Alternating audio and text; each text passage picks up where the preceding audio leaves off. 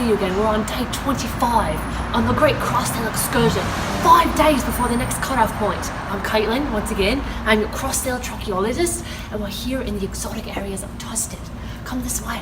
We've got a great new experience for you today. We're actually going to be meeting up with one of our local ABCs, Ashley, and she's going to help us track for the Crossdale. Come on this way. It's going to be quite the adventure. We've been dealing with different lines. We've had folio cutoff already happen, but it's about to get real for the last of the month. Got Squeakers here. He's a little reminder for Crossdale. I know we're dealing with a lot of lines of business. We're talking auto, home, life, foremost. Remember, our KPI Explorer tracking wizard is not going to be able to track umbrella as we've already passed that cutoff date. So right this way. And we've arrived. So come on in and let's hear what Ashley has to say on this exquisite excursion.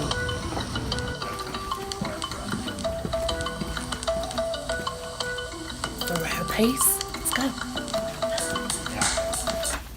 Alas, we've arrived. Welcome, I've been waiting for you. Thank you so much, Ashley. We're here today and we're going to see how Ashley is actually going to help Crossdale and keep track for her agencies. Join us. Thank you.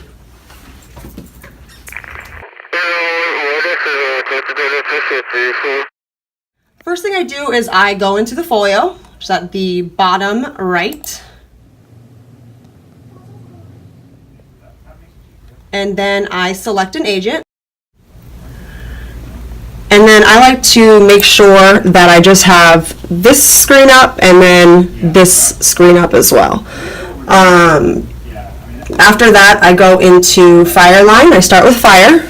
Just click on the blue link for new business, and I start with tracking for July. So I use a very simple sheet, just tracking with last name and then tracking Crosswood households as well. So I'm going to start with, let's see, this one, it's July 17th. So I go to my other screen and I type in the policy number. You can also copy and paste it.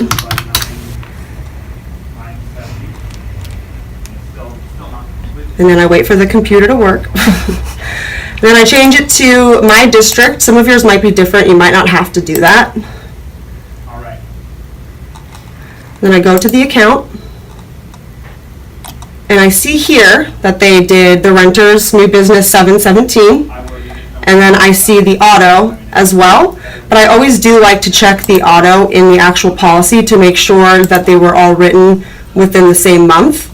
So I just confirm with the effective dates. And then I go to home and just make sure. And we have 717. So what I do from there, and if you wouldn't mind handing me a pen, Caitlin. Of course. Is I write down the last name, Soltani, 2 cross-solds and 1 cross-sold increase. And that's it. Pretty simple. So keep in mind that for Soltani, it was 2 cross-sell counts because it was 2 unique lines of business. But there are going to be scenarios where you come into the household summary and they've already had a renters and they've added the autos. So just keep that in mind when you are tracking it. For this scenario, though, it was 2 cross-sell counts. Thank you, Ashley. That was absolutely exquisite. The one thing I can't help but notice is that it shows right here that it's folio date. What exactly are you trying to track right now? So I'm trying to track the cross-sells for AGM KPIs. Personal lines cutoff is the 19th, but that doesn't mean that any auto, home, specialty, or life that you cross-sell after folio cutoff, it doesn't mean that that won't count. So just because it's not on July folio doesn't mean that it doesn't count for July's AGM. So that's why I'm on August, because anything written after the 19th won't show on July's folio. So I'll kind of give you an example. If I go into July, which I still do, I always will double check. We'll go into the Fire, and then we'll notice that all of these are transactions from June and May. so they wouldn't really apply to July. So this is why I'm in August folio looking for the cross sales. So let me just go back into the fire, just to give you an idea. So obviously the things that I'm tracking are all going to have the effective date of July. I'm not going to look at the August yet. So I just go by effective date, and then I just use the policy number. Don't worry about the inception date. That's not an issue. You just want to look at if it's new business, and then make sure it's in that month. So Ashley, you have just recommended to look at the new business date and also the effective date. Now, can you help clarify what exactly should a team member be looking at to count for cross-sell on their Acer KPI? So Acer uses transaction date to track cross-sells. So if something was transacted in June, but the effective date is July, that actually did count for June. So I always do like to verify. So let's take Sultani again. I typed in the policy number over here.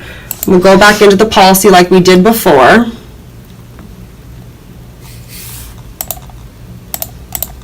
And keep in mind that you won't always know when the transaction date is because you have to look at it. So it is good when the agents or their staff are tracking it as well, so you can kind of get a double take on what exactly the date is.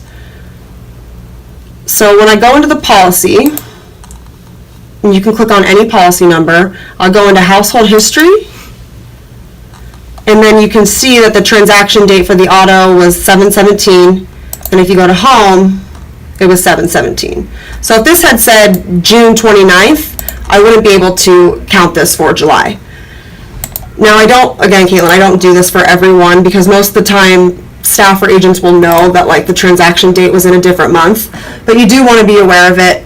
And yeah, I mean, it's really what I do for cross-sell tracking. Ashley, it has been such an exquisite pleasure being able to get some one-on-one time with you and hearing exactly how you do your cross-sell tracking for your agents. We've learned how you do it through your folio. You track it with a simple piece of paper, and also, let's not forget, a simple, beautiful whiteboard.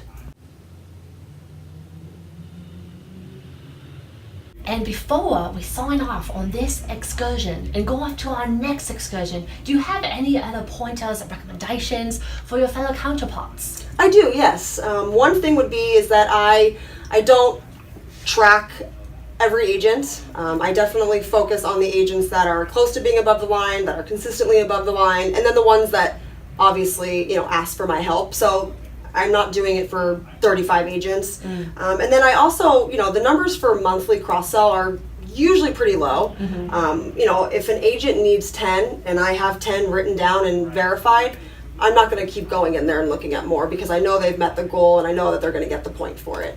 So that's just some basic tips, but keep it simple, really. Keep it simple. Couldn't agree more myself. So keep it simple. Coming live from Tustin, California, I'm Caitlin, your cross-sell tracheologist, and we're with Ashley, and thanks for tuning in today.